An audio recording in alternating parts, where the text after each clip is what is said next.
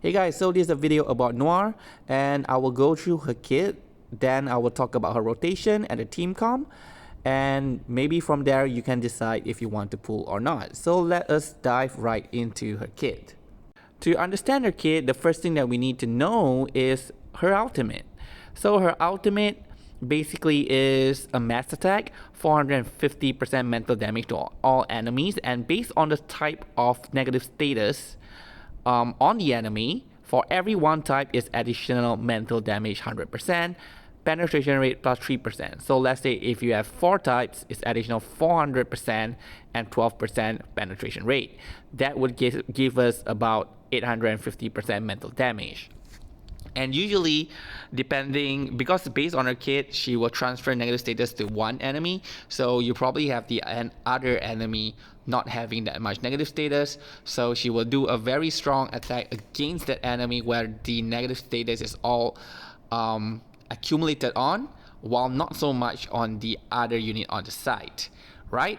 So first of all, we also need to understand what is Genius Insight, which is very much related to her ultimate. So with Genius Insight, after she casts an ultimate, she has another chance to cast another ultimate.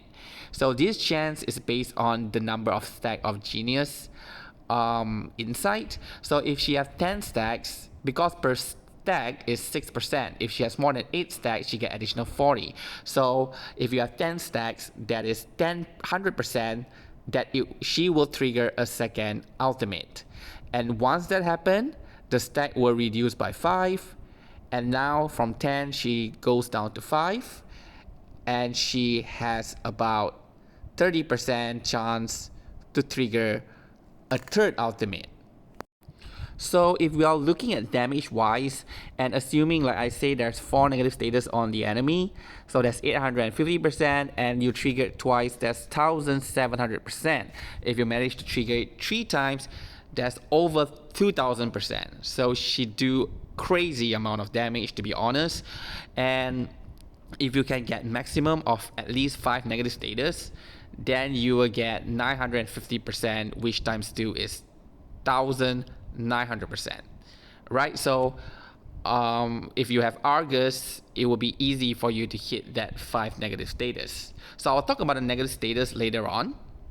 But here I want to mention that although she does a lot of mental damage, she barely crits. Alright, her crit is pretty low, 14%, crit damage 21%. So she is more of a penetration unit. So if you couple her with like Druvis, and when Druvis petrifies, she also increased penetration rate. Together with Noire, you will deal a lot of penetration, and that is good against enemy that has high defense. So in normal gameplay, like you want to see the biggest number from Noire, you probably couldn't, because like against weaker enemy, the penetration doesn't really help that much, and she doesn't have crit, so you won't see a very huge number suddenly appearing.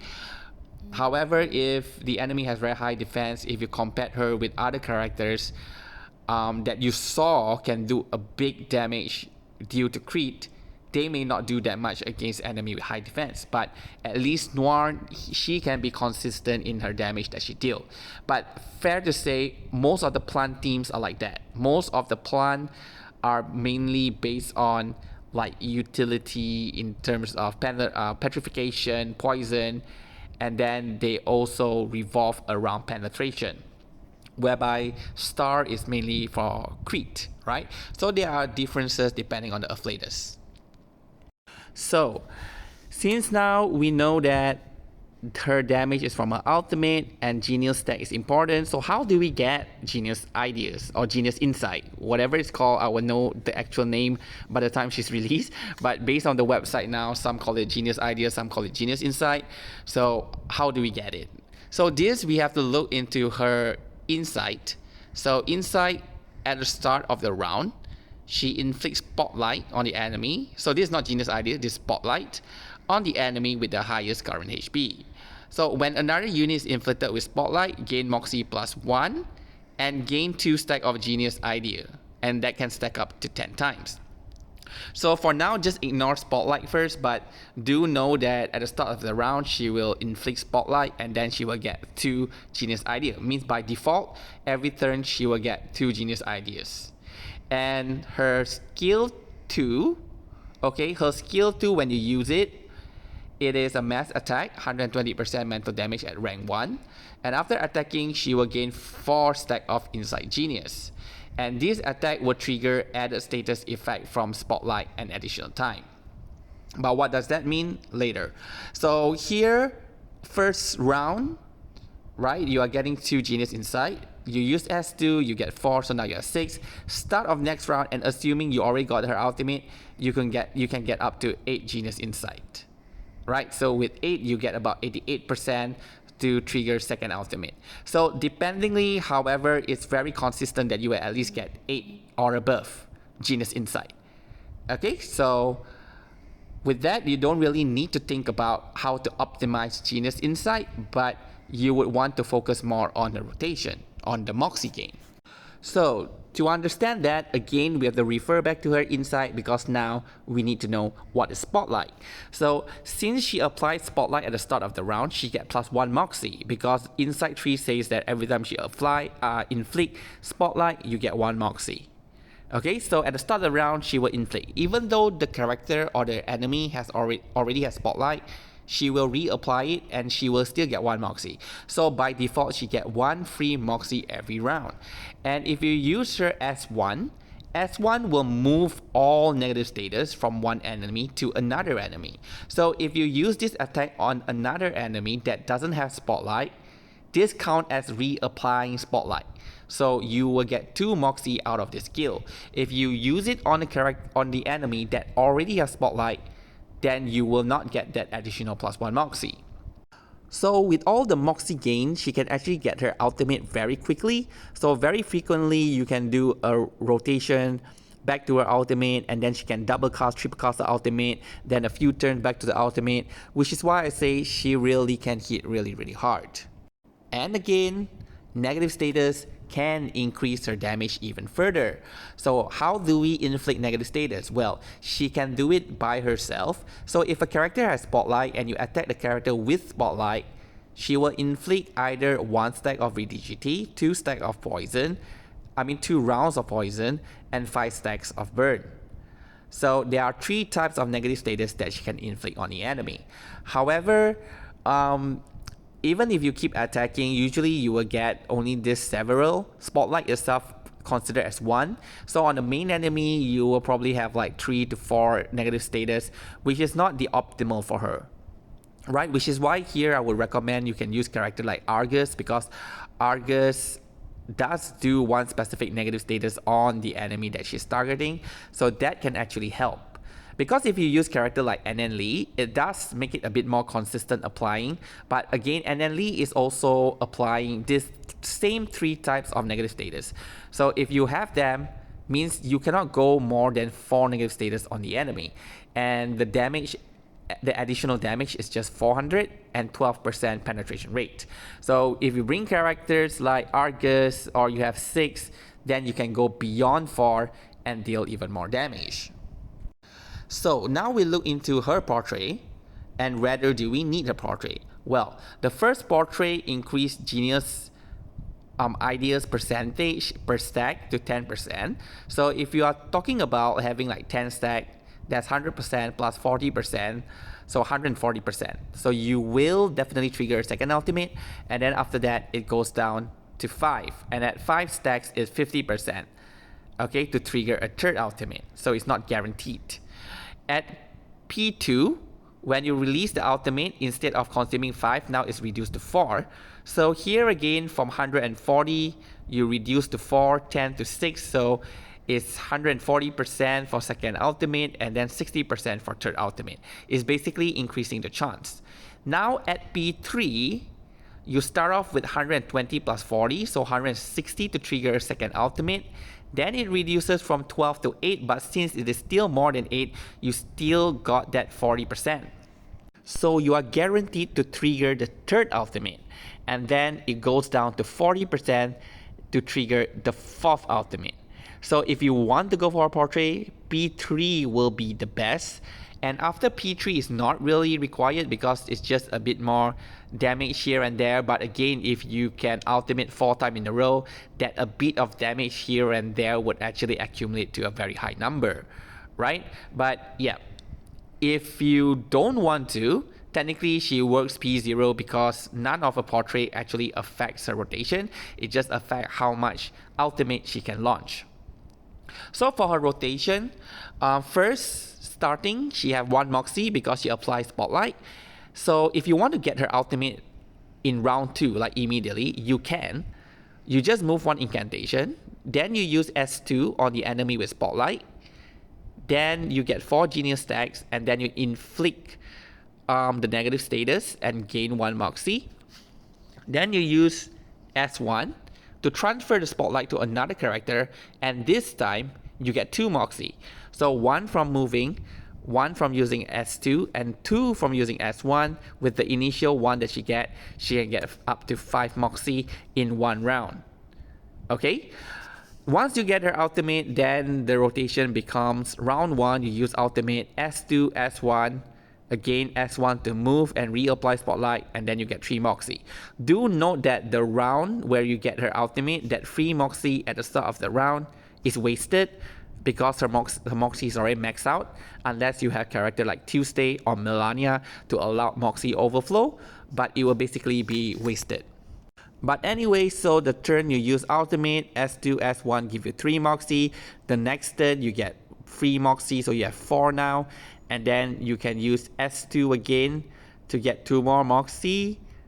Sorry, you use S2 again to get 1 more Moxie, and you get another 4 stack of Genius Idea. So total you have 10 stacks. So by the time you go back to the round where you have ultimate, you actually have 10 stack of Genius Ideas. So from there, you basically just repeat her rotation. So she kind of like need 3 AP in round 1, 1 AP in round 2, 3 AP again, 1 AP. So by average, she need 2 AP, right? So she is actually pretty okay to play with. She is not that AP hungry as other DPS units. And she can become even more AP friendly if you play her in a 3 round cycle ultimate, which a lot of DPS go by these 3 rounds. Because here you can, in round 1, you can use ult, then you use S2. So here you get 1 Moxie. Then in round 2, you get a free Moxie. Then you use S2 again, so you get another 2 Moxie, which is 3. Then by round 3, you get free Moxie, and then you use S2 for another Moxie. That will give you 5 Moxie. And then now your Genius Idea will be overflowing, right? Then you repeat. So for optimal gameplay, you are looking at about 2 round cycle of her ultimate. However, let's explore a little bit in the situation where you have Melania, because I think Melania fixes a lot of the problem and will make her even more powerful.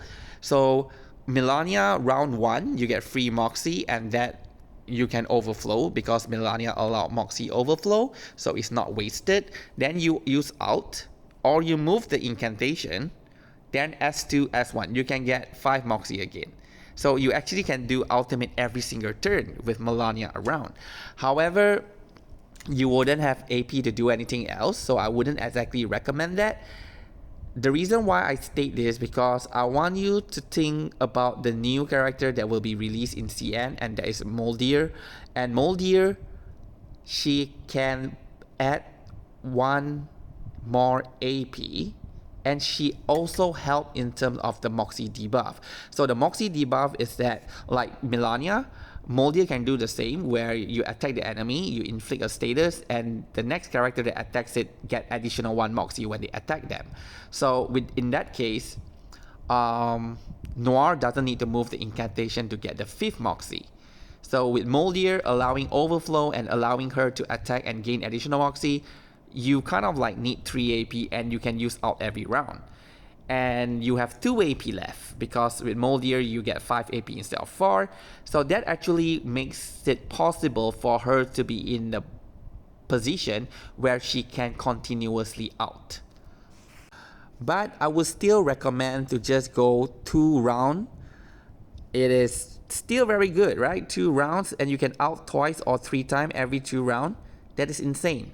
So Noire have a shorter ultimate rotation compared to most, and she does out so many times. So even though she have lower crit, it doesn't really matter. Her damage does make up for it. And the last thing I want to say is that if you do not have another enemy to transfer spotlight, then you don't get the +1 Moxie. So that can be quite annoying, and if that is the case, then she will fall into the 3-round cycle rotation instead of 2 rounds. So you do need another enemies to transfer spotlight. And sometimes you want the spotlight to be on the boss, but the boss already has spotlight, so you want to transfer, you need to transfer back. So it can feel a bit clunky trying to optimize her that way, which is why I think a lot of people don't actually favor her and they prefer the character after her, which is Recoleta. But yes, it does need a little bit of getting used to when you are using Noire.